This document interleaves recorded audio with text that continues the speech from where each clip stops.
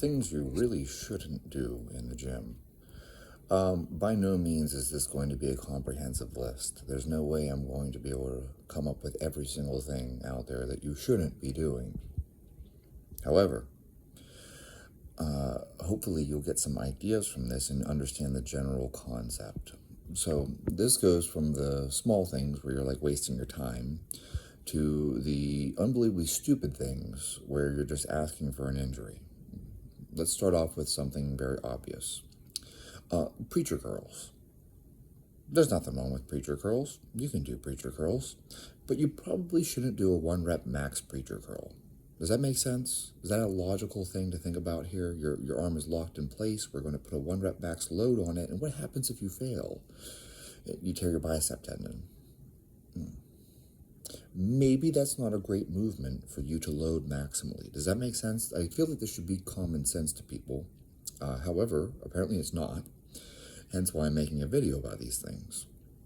So if you want to do preacher curls, by all means do preacher curls, but choose a load that's relatively light and you can go to failure with, say, 20 reps or something like that. Because by that time, we know that it's the muscle that's failing and not your tendon that's just ripping off the bone, right?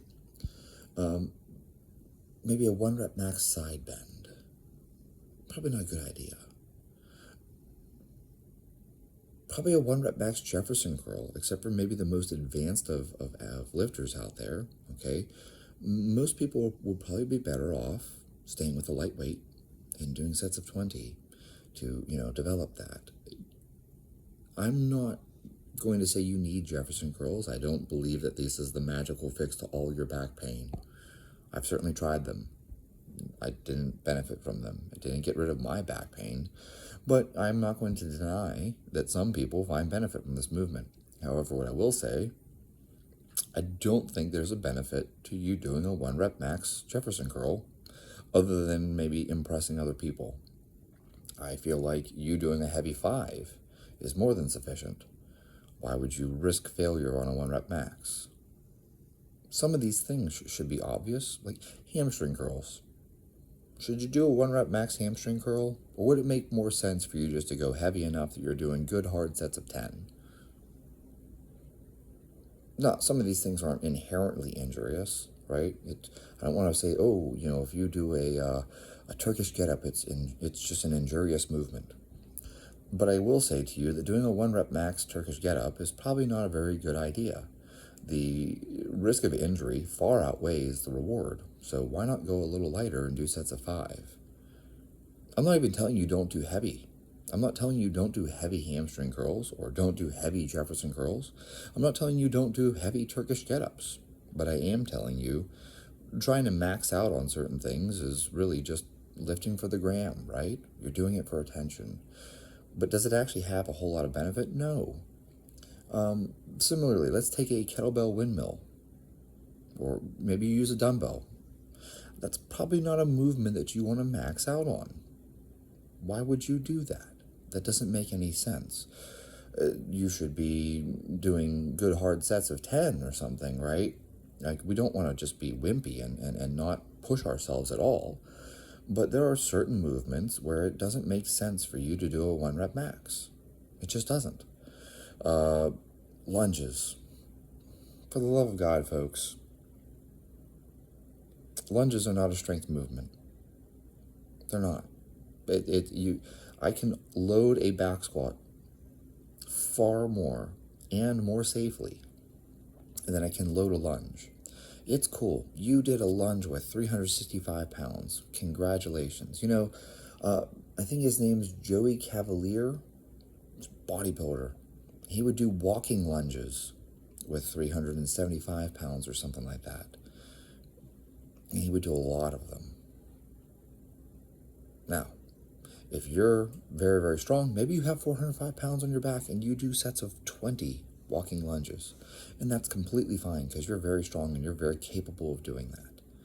But this is not a movement that you load maximally. It just doesn't make sense. Doing a 1 rep max lunge is a stupid thing to do. Can you do it? Sure you can. Just because you can doesn't mean that it's necessarily a good idea. So, I'm going to do a 1 rep max lunge. I'm going to do a 1 rep max reverse lunge. That's not very, it's just not a smart thing to do. I don't feel that the benefit of that movement outweighs the injury risk. Why not just fucking back squat? It's much safer. You can fail a back squat. You can fail a back squat very, very easily. You fail a reverse lunge, and what do? You slam your knee into the floor. You ever see someone break their kneecap? I have. It sucks. A fractured patella is a real thing. I saw it happen in hockey, not lifting. His shin guard got pushed to the side, and his bare knee smacked into the boards, and it broke his kneecap. That is a nasty fucking injury. You don't want to do that to yourself. Don't do that. Why would you do that? There's no benefit to doing that. You want to know something that really fucks up your training? Getting injured, especially a catastrophic injury. You want to set yourself back? Go get yourself a catastrophic injury where you need to have surgery to put together your kneecap. You're going to miss a lot of training. So, why not just back squat? Why not just front squat? Why not, I don't care, safety bar squat. Put the pins in the rack and squat down and stand back up. If you fail it, you just come back down to the bar rest on the pins and you're good to go. It's not that big of a deal. There are certain things that just don't make sense whenever people max out on them. And they're not necessarily bad movements. In fact, I'll even say the hip thrust. Okay, I don't like the hip thrust. And I think that the hip thrust tends to cause pelvic floor dysfunction. I've seen it over and over and over again. People who go heavy on their hip thrust, especially females, who go heavy on their hip thrust because you gotta get those booty gains, you gotta get those glute gains, they start developing pelvic floor issues. Well, I don't really feel that a hip thrust is necessarily the best way for you to build your glutes anyways. If you like doing it, do it. But I do think, this is the part where I will not budge on, I think it's a very stupid thing for you to do a 1-rep max hip thrust. That's dumb. That's dumb. In fact, there's a lot of movements that are dumb for you to do a 1-rep max on. Like I said, the preacher curl. Skull crushers. Let's do a 1-rep max skull crusher. Can you see how that's not a very good movement? That's not a smart thing for you to max out on. I don't like the idea of doing a 1-rep max hamstring curl, or let's say a 1-rep max Nordics, right? You're going to hold a weight and lower yourself eccentrically and try to do... I don't think that's smart for you to max out on. You want to go heavy for a set of 5 because you already are so good at Nordic curls that, you can do them. Go ahead and add a little load. But I don't feel that a 1-rep max is worth you attempting. I think that the injury risk is just not worth it. There are a lot of things where the injury risk just isn't worth it. Kettlebell windmill, like I said, or Turkish get-up. These aren't bad movements. I'm all for doing Turkish get-ups and kettlebell windmills. I don't think you should max out on them. I don't think you should max out on step-ups. Let me take the heaviest barbell I possibly can and do a step-up. So many things could go wrong. I don't think it's smart for you to max out on certain things. There are certain movements, a deadlift, for instance, provided that you have good form. If you max out on a deadlift and you accidentally put 5 pounds on the bar more than you can lift off the floor, you know what happens? The bar just stays on the floor. You want to max out on your overhead press. So you put 10 pounds more than you're capable of, and it just doesn't leave your shoulders. You push and push and push, and it just doesn't go anywhere. Bench press. If you want to max out on bench press, this one is simple. Make sure you have good spotters. Otherwise, don't fucking max out on bench press. If you are in your basement or your garage by yourself, do not max out on your bench press. That is fucking stupid. Do you like breaking ribs? God forbid you drop it on your neck. But if you have good spotters, go ahead and max out on it. Because what happens? It comes down to your chest, you can't push it back up, and then your spotters help you lift it off. Okay, that's a safe one. Do you risk a pec tear? Of course you do. You risk injury on every single time you move in general. You could bend over to pick up a pencil off the floor and throw your back out. But there are certain movements that I think we can agree on, as we've discussed. Some of them are just like, that's just not a smart idea. Like a preacher curl. That's like putting yourself into an arm bar. If you max out and you go past what you're capable of, blow your elbow up, okay? Those are things that I think the injury risk just doesn't justify the movement. I don't see a reason. And by the way, you'll notice that I didn't say don't do these movements. I didn't say this movement is injurious itself. I don't think that preacher curls are a dangerous movement. But I do think that maxing out on a preacher curl is a dumb idea. I don't think side bends are a dangerous movement. But I do think maxing out on a side bend is a stupid idea. Jefferson curls, right? You see the context? None of these are bad movements. It's if you max out on it, that's stupid. And for most people, actually, you don't need to max out even on squats and deadlifts. You don't need to max out. Hey, you know what your heavy triple is? That's usually good enough for most people. Unless you compete in powerlifting, in which case you may need to know what your maxes are. But for you guys out there who are athletes, you're training, you're just trying to get stronger in general, you can stick with 5s. And you know what? Whenever you are doing a really hard set and you get that 4th rep and you're like, there's no fucking way I'm going to get that 5th rep. Now you know what your 4 rep max is. What's wrong with that? What's wrong with that? Tell me what's wrong with that. If you're going for 10 and you get to 8 and you're like, holy shit, there's no way I'm getting a 9th rep. Now you know what your 8 rep max is. If you put 10 pounds on the bar more than you can do for a single, you get pinned to the floor. Okay, well, it's not the worst thing that can happen. Like we said, we're going to lift in a rack because we're not stupid. So you're going to put the pins in place so you have the safety bars there or the safety pins or whatever you're working with. That's fine. But you can see that you don't necessarily need to max out unless you're competing. It's like clean and jerk, snatch. Do you need to max out? No, not unless you compete. I never max. I just do power cleans mostly, or hang power snatches because I just want the benefit of the movement. Rarely would I ever do a full snatch where I actually max out. I'll do some heavy snatches, and if it feels good, I'll go up by another 5 or 10 kilos. And when I get to one where I'm like, if I added 5 more kilos to this, I'm not sure that I would get it. I don't add 5 kilos. It's that simple. What a concept, because I don't compete in weightlifting. Now, if I competed in weightlifting, I would max out, but I don't. Same thing for cleans or jerks. I work up till I feel something heavy, and I'm like, if I add just 5 more kilos, I'm not sure that I would make the lift, so I don't add 5 kilos. I just keep working at the weight that I'm at. If I competed, it'd be a different story. This makes sense. Think about it logically. If you don't compete in weightlifting or powerlifting, you don't need to do maxes. You can just train heavy and do heavy singles. I'm sure that I'm getting adequate benefit doing 6 singles at 95% of my 1 rep max without me actually doing a 1 rep max. Does that make sense? I hope it does. I'm trying to help you to avoid stupid injuries that you could have easily just work a little smarter and not get injured. Now, the other thing here, I'll touch on this very briefly, movements that are wastes of your time, and this is contextual. So, let's upset everyone. Mark Rippetoe was correct whenever he said that kettlebells are useless for maximal strength. Now, everyone jumped on this and was like, oh, kettlebells aren't useless. And he didn't say kettlebells are useless, period. He said kettlebells are useless for developing maximal strength. That is a correct statement. This is basic physiology 101. Anything that you can do for a minute straight, and you can do 20, 50, 60 plus reps, is not developing maximal strength.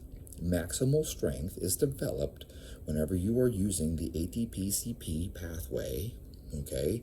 We all know these different pathways. This is the creatine phosphate. That super explosive, very powerful, very short burst strength. That's the energy pathway that develops strength. If you are going for a minute straight, you are now tapping into glycogen. You are now utilizing anaerobic glycolysis, and there's nothing wrong with that. Maybe you're training that. Maybe that is your goal. But the point being, doing kettlebell swings isn't developing maximal strength. Just as doing push-ups. Push-ups are a great movement. Everyone should do push-ups. It's a basic body weight movement. Push-ups are not developing maximal strength. When I was preparing for the Navy, there was a point where I was doing 1,000 push-ups a day. Do you think that increased my bench press? How many push-ups a day do I need to do for me to bench 500 pounds? Is there a number of push-ups that I can do that will develop my max strength? No. How many air squats a day do I need to do for me to squat 1,000 pounds? There's a point where the load just simply isn't there. It will not develop the maximal strength adaptation that you were looking for. Pull-ups. At one point, I was able to do 36 dead hang pull-ups. That's great. I also weighed like 110 pounds. So, do you think that doing lots and lots of reps of pull-ups was developing maximal strength, or was it developing like local muscle endurance and stamina? You're tapping into glycogen at that point, right? You know this because look at the difference between sprint cyclists versus Tour de France cyclists. If it was just a matter of just do more reps and you'll get bigger and stronger, then the Tour de France guys would have the biggest fucking quads in the world, and they don't. You know this. How many push-ups do you need to do to build fucking Ronnie Coleman's chest? How many push-ups do you need to do to end up with triceps like Jay Cutler? How many walking lunges and air squats do I need to do to have Tom Platt's legs? You know this. This is logical. Now, I realize that there's a spectrum here, right? So, if you take dumbbells and you do a hard set of 20 with the dumbbells, you're probably going to get some strength and some hypertrophy out of it, okay? But this isn't developing maximal strength. And no different than if you're doing 20 rep squats. You should do 20 rep squats. 20 rep squats are very effective at growing your legs, but they're not effective at pushing up your maximal strength. I squatted, my best ever was 255 for a set of 20. And my 1 rep max was like 345. Shit. That is not my best 1 rep max. I got my best 1 rep max from doing heavy singles. Now don't get me wrong, doing hard sets of 20 definitely added some size and some strength to my legs. But to develop maximal strength, I did that mostly doing doubles and triples, and then I'm kind of peaking and doing heavy singles, and that's when I got my max squat. You can't develop a max strength attribute by doing lots and lots of reps. Shit. Do you know how long it takes to do 20 reps?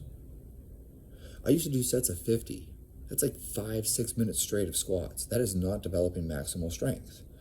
So, I want you to keep that in context as well. If your goal is to develop maximal strength, and maybe it isn't, then don't waste your time on things like lunges and kettlebell swings and high rep movements. If your goal is overall training and you're trying to train that glycolytic pathway, by all means, do those. I think you should do push-ups. I think you should do pull-ups. I think you should do air squats and walking lunges and stuff like that without weight. I'm not a fan of loading walking lunges personally. That's my opinion on it. I use them as a conditioning exercise. I use push-ups as a conditioning exercise, unless you're a beginner. And for beginners, everything is beneficial. But for everyone else, even kettlebell swings, take that 1 pood or 1.5 pood kettlebell, swing it for a set of 50. There's nothing wrong with that. That's a very good conditioning tool. It's just not a great tool for developing maximal strength. And my point to you is to be intelligent about this. Choose the right tool for the job. I don't decide that I want to cut wood and then go get a screwdriver.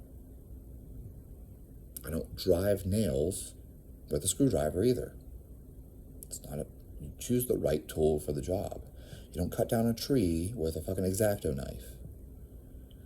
So, if your goal is max strength, choose max strength movements. It really is that simple. So, anyways, that's the long and short of this, right? Don't do injurious things like, I'm going to max out on my preacher curl. But that doesn't mean you can't do preacher curls. And also, similarly, don't say, I'm going to develop max strength by doing, 10,000 swings with a kettlebell. 10,000 swings will benefit you. You'll be much fitter. You'll be much healthier. But don't fool yourself into thinking that 10,000 swings is the secret to you having, 1,000-pound deadlift. You have to use the right stimulus to evoke that adaptation. And that part is really just logical. That isn't like I'm warning you you're going to injure yourself. That's me just telling you, don't waste your time on things that don't fit the goal. If your goal is to run a marathon, okay, you're not going to get there by doing, heavy doubles and triples in the squat. You're going to have to go run. You're going to have to run long distances. And if your goal is to have the biggest, strongest legs, you're going to need to squat heavy weights. You're not going to get there by pedaling a bicycle for 100 miles a week. It's the wrong tool for the job. But a lot of people spin their wheels, both metaphorically and literally. And they do the wrong things, and then they wonder why they aren't making progress, and then they give up, because if you're not making progress, why would you keep doing this thing? So, keep it simple. What's the goal? Okay, train that thing.